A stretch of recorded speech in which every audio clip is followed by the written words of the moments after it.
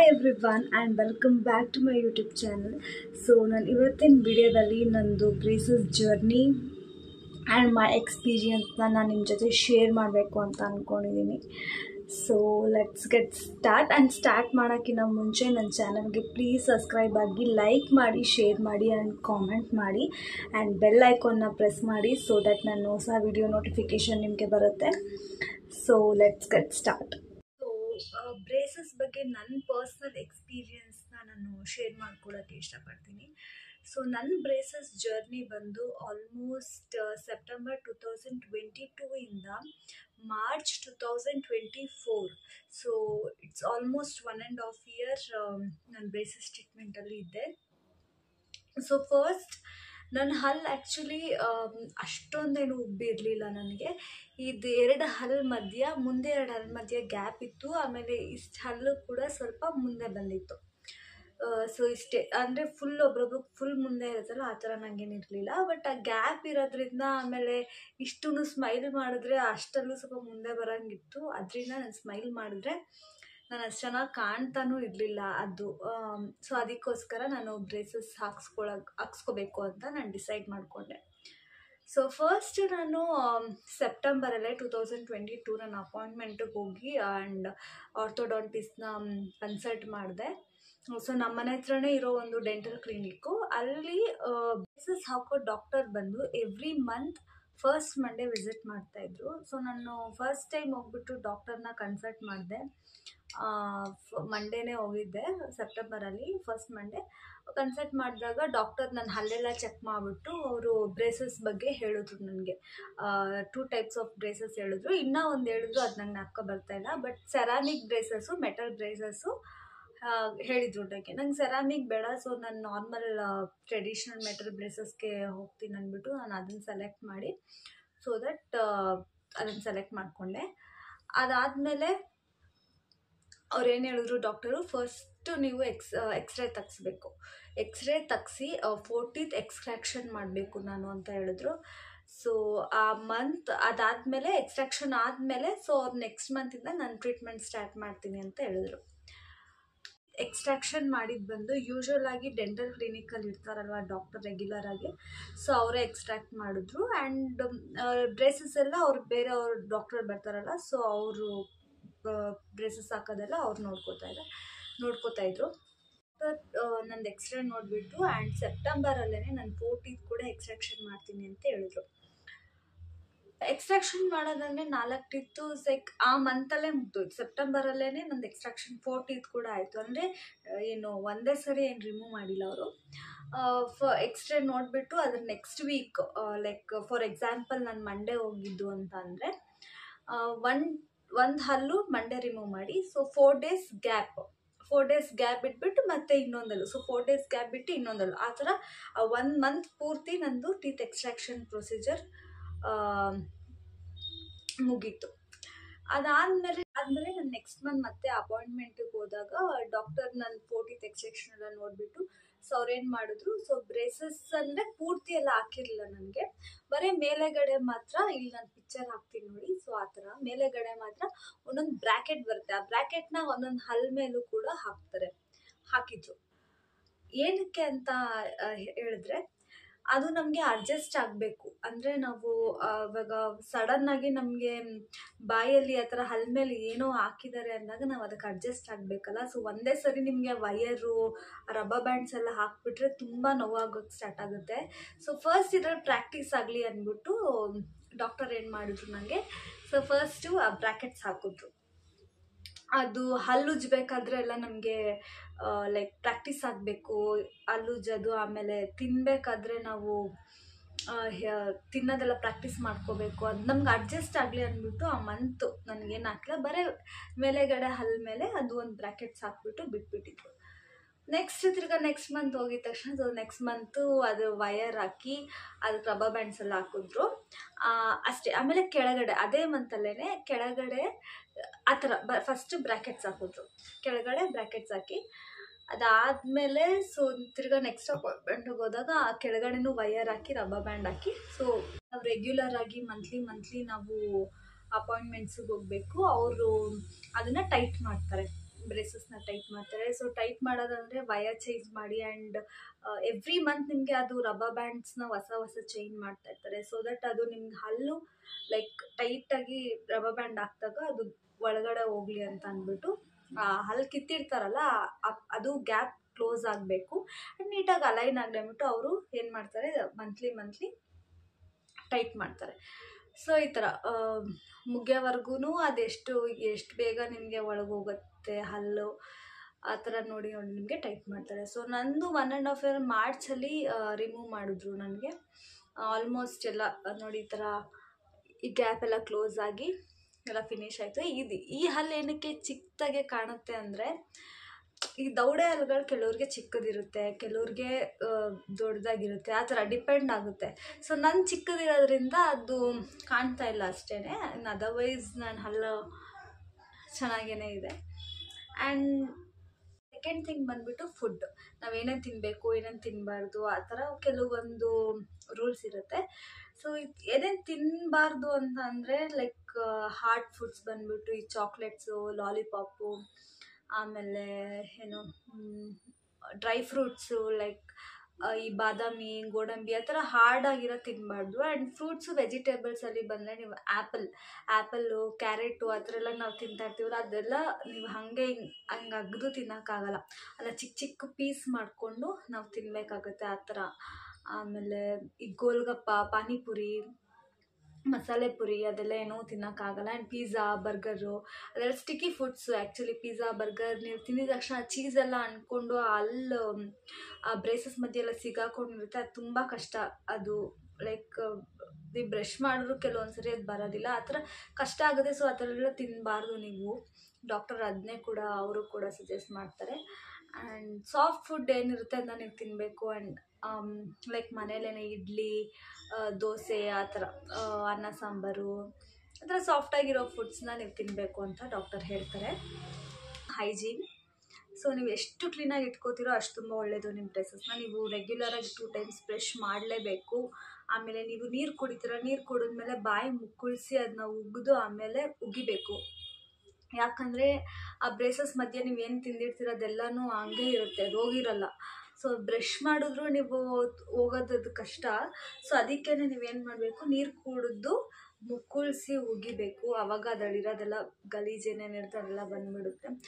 So ಆ ಥರ ರೆಗ್ಯುಲರಾಗಿ 2 times ಬ್ರಷ್ ಮಾಡಲೇಬೇಕು. ಸೊ ಇನ್ ಕೇಸ್ ನೀವೇನಾದರೂ ಲೈಕ್ ತಿಂದಿರ್ತೀರ ಅಂದರೆ, ಜಾಸ್ತಿ ಏನಾದ್ರು ತಿಂದಿದ್ರೆ ಮಧ್ಯಾಹ್ನ ಆ ಥರ ಟೈಮಲ್ಲಿ ಊಟ ಎಲ್ಲ ಮಾಡಿದಾಗ ಕೆಲವೊಂದು ಈ ಸೊಪ್ಪು ಸಾರೆಲ್ಲ ಮಾಡಿದಾಗ ಅದು ಅಲ್ಲೇ ಬ್ರೇಸಸ್ ಮಧ್ಯೆ ಹೋಗ್ಬಿಟ್ಟು ಸಿಗಾಕೊಂಡ್ಬಿಟ್ಟಿರುತ್ತೆ. ಸೊ ಆ ಥರ ಟೈಮಲ್ಲಿ ನಾನೇನು ಮಾಡ್ತಿದ್ದೆ, 3 times ಬ್ರಷ್ ಮಾಡೋದು ಆ ಥರ ಎಲ್ಲ ಮಾಡ್ತಾಯಿದ್ದೆ. ತಿಂದಿದ ತಕ್ಷಣ ಹೋಗ್ಬಿಟ್ಟು ಬ್ರಷ್ ಮಾಡೋದು ಹಂಗೆ ಮಾಡ್ತಾಯಿದ್ದೆ. ಸೊ ಆ ಥರ ಏನಾರ ಆದರೆ ನೀವು ಬ್ರಷ್ ಮಾಡ್ಕೊಳ್ಳಿ, ಇಲ್ಲಾಂದರೆ 2 times ಬ್ರಷ್ ಮಾಡಬೇಕು. ಸೊ ಬೆಳಗ್ಗೆ ಮಲ್ಕೋಬೇಕಾದ್ರೆ ಬ್ರಷ್ ಮಾಡಿ, ಆಮೇಲೆ ಊಟ ಆದಮೇಲೆ ನೀರು ಕುಡಿದ್ಬಿಟ್ಟು ಬಾಯಿ ಮುಕ್ಕಳಿಸಿ ಉಗಿಬೇಕು. ಸೊ ಈ ಥರ ನೀಟಾಗಿ ಹೈಜೀನ್ ಮೇಂಟೈನ್ ಮಾಡಬೇಕು. ಸೊ ನನಗೆ ಒಂದು ಸರಿ ಏನಾಗಿತ್ತು ಅಂದರೆ, ಇದೇ ಥರ ನಾನು ಸ್ಟಾರ್ಟಿಂಗಲ್ಲಿ ಅಷ್ಟು ನನಗೆ ಇನ್ನೂ ಹೊಸದಲ್ವ, ಸೊ ನಂಗೆ ಅಷ್ಟೇನು ಗೊತ್ತಿರಲಿಲ್ಲ. ಬ್ರಷ್ ಮಾಡ್ತಾಯಿದ್ದೆ, ಬಟ್ ಅಷ್ಟು ಇಂಟ್ರೆಸ್ಟಾಗಿ ನೀಟಾಗಿ ಈ ಥರ ಎಲ್ಲ ನೀಟಾಗಿ ಹಿಂಗೆಲ್ಲ ಮಾಡ್ತಾಯಿರಲಿಲ್ಲ. ಬೇಗ ಹಿಂಗೆ ಮಾಡಿಬಿಟ್ಟು ಸುಮ್ಮನೆ ಆಗ್ಬಿಡ್ತಾಯಿದ್ದೆ. ಸೊ ಅದೇನಾಗ್ಬಿಟ್ಟಿದೆ, ಒಂದು ಲಾಸ್ಟ್ ಬ್ರ್ಯಾಕೆಟ್ ಮೇಲೆ ಗಲೀಜು ಕೂತು ಆ ಗಲೀಜೆಲ್ಲ ಲೈಕ್ ಗಟ್ಟಿ ಥರ ಆಗಿಬಿಟ್ಟಿತ್ತು. ಆವಾಗ ನಾವು ನೆಕ್ಸ್ಟ್ ಡಾಕ್ಟರ್ ಹತ್ರ ಹೋದಾಗ ಅವರು ಆ ಬ್ರ್ಯಾಕೆಟ್ನೇ ತೆಗ್ದುಬಿಟ್ರು. ತುಂಬ ಅದು ಗಲೀಜಾಗಿದೆ ಅಂತ ಅಂದ್ಬಿಟ್ಟು ಆ ಥರ ಎಲ್ಲ ಮಾಡ್ಕೊಳಕ್ಕೆ ಹೋಗ್ಬಿಡಿ, ಯಾಕಂದರೆ ಆ ಥರ ಮಾಡಿಕೊಂಡ್ರೆ ನಿಮಗೆ ಕಷ್ಟ. ಸೊ ಬೇಗ ಮುಗಿಯೋ ಟ್ರೀಟ್ಮೆಂಟು ಇನ್ನೊಂದು ತಿಂಗಳು ಅದು ಎಕ್ಸ್ಟೆಂಡ್ ಆಗ್ತಾನೇ ಇರುತ್ತೆ. ಸೊ ಅದಕ್ಕೋಸ್ಕರ ಆ ಥರ ಎಲ್ಲ ಮಾಡ್ಕೊಳಕ್ಕೆ ಹೋಗ್ಬೇಡಿ. ಆಮೇಲೆ ಇನ್ನೊಂದು ಏನು ಹೇಳ್ಬೇಕಂದ್ರೆ, ಇನ್ನೊಂದು ನಾನು ಶೇರ್ ಮಾಡ್ಕೊಳಕ್ಕೆ ಇಷ್ಟಪಡ್ತೀನಿ. ನಾನೇನು ಮಾಡ್ತಾಯಿದ್ದೆ ಗೊತ್ತಾ, ಫಸ್ಟು ನನ್ನ ಹಲ್ಲು ಇಲ್ಲಿ ಗ್ಯಾಪ್ ಇತ್ತು ಅಂತ ಹೇಳಿದ್ನಲ್ಲ. ಸೊ ನಾನು ಮನೇಲಿ ರಬ್ಬರ್ ಬ್ಯಾಂಡ್ ತೊಗೊಂಡು ಈ 2 ಹಲ್ಲು ಮಧ್ಯೆ ಹಾಕ್ಕೊಂಡ್ಬಿಟ್ಟು ಅದು ಜಾಯಿನ್ ಆಗಲಿ ಅಂದ್ಬಿಟ್ಟು ರಬ್ಬರ್ ಬ್ಯಾಂಡ್ ಹಾಕ್ಕೊತಾ ಇದ್ದೆ. ಸೊ ದಯವಿಟ್ಟು ಆ ಥರ ಏನೂ ಸರ್ಕಸ್ ಎಲ್ಲ ಮಾಡೋಕ್ಕೆ ಹೋಗ್ಬೇಡಿ. ಸೊ ನಾನು ಆ ಥರ ಮಾಡ್ತಾಯಿದ್ದೆ. ಫಸ್ಟು 2 ಮದಿನೂ ಹಾಕೋತಿದ್ದೆ. ಅದು ಜಾಯ್ನಿಂಗು ಆಯಿತು. ಅದಾದಮೇಲೆ ಲೈಕ್ ಗ್ಯಾಪ್ ಸ್ವಲ್ಪ ಜಾಸ್ತಿಗೆ ಹಲ್ಲಿನ ಮುಂದೆ ಬರೋದಂಗೆ ಆಗೋಗ್ಬಿಟ್ಟಿತ್ತು. ಸೊ ಆ ಥರ ಏನೂ ಮಾಡೋಕ್ಕೆ ಹೋಗಬೇಡಿ. ನಿಮ್ಗೆ ಆ ಥರ ಏನಾನ ಇದ್ದರೆ ನೀವು ಲೈಕ್ ಕ್ಲಿನಿಕ್ಗೆ ಹೋಗ್ಬಿಟ್ಟು ನೀವು ತೋರಿಸ್ಕೊಳ್ಳಿ ಅಷ್ಟೇ. ಮನೇಲೇ ನೀವು ಆ ಥರ ಎಲ್ಲ ರಬ್ಬರ್ ಬ್ಯಾಂಡ್ನ ಆ ಥರ ನಾನು ಮಾಡ್ದಂಗೆಲ್ಲ ಮಾಡೋಕ್ಕೆ ಹೋಗಬೇಡಿ. ಆಮೇಲೆ ಅದು ವರ್ಕು ಆಗೋಲ್ಲ. ಆಮೇಲೆ ಅದರಿಂದ ನಿಮಗೆ ಕಷ್ಟ ಆಗೋದು. ಬೆಸ್ಟು ನೀವು ಡಾಕ್ಟರ್ನ ಕನ್ಸಲ್ಟ್ ಮಾಡಿ. ಸಾರಿ, ನಾನು ಹೇಳೋದು ಮರ್ತ್ಬಿಟ್ಟಿದ್ದೆ. ನಂದು ಬ್ರೇಸಸ್ ಪ್ರೈಸ್ ಬಂದುಬಿಟ್ಟು 35,000 ಆಗಿತ್ತು. 35,000 ಆ್ಯಂಡ್ ರಿಟೈನರ್ಸ್ಗೆ ಸಪ್ರೇಟ್. ಆ್ಯಂಡ್ ರಿಟೈನರ್ಸ್ ನಾನು ಈ ವಿಡಿಯೋದಲ್ಲಿ ನಾನು ಹೇಳೋಕ್ಕಾಗಲ್ಲ, ಬಿಕಾಸ್ ಲೆಂತ್ ಆಗಿಬಿಡುತ್ತೆ video.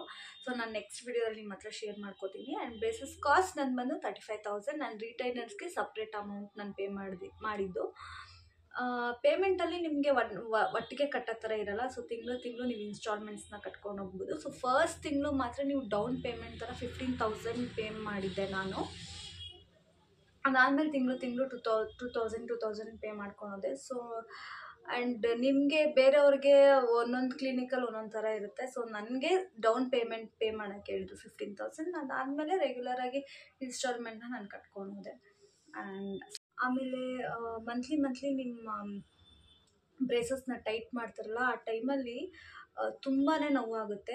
And like starting 3-4 days ತುಂಬ ನೋವಾಗುತ್ತೆ. ಆ ಟೈಮಲ್ಲಿ ನೀವು ಒಂದು ಅಗ್ಳು ಅನ್ನ ಕೂಡ ನೀವು ಬಾಯಲ್ಲಿ ಹಿಂಗೆ ಅಗ್ದಿದ ತಕ್ಷಣ ಪ್ರಾಣ ಹೋದಂಗೆ ಆಗುತ್ತೆ. ಅಷ್ಟು ಪೇಯ್ನ್ ಆಗುತ್ತೆ. ನಿಜ, ಸೀರಿಯಸ್ಲಿ ನಾನು ಹೇಳ್ತಾ ಇದ್ದೀನಿ, ತುಂಬ ಪೇಯ್ನ್ ಆಗುತ್ತೆ. ನಾನು ಎದುರಿಸ್ತಾ ಇಲ್ಲ, ಬಟ್ ಪೇಯ್ನ್ ಆಗುತ್ತೆ.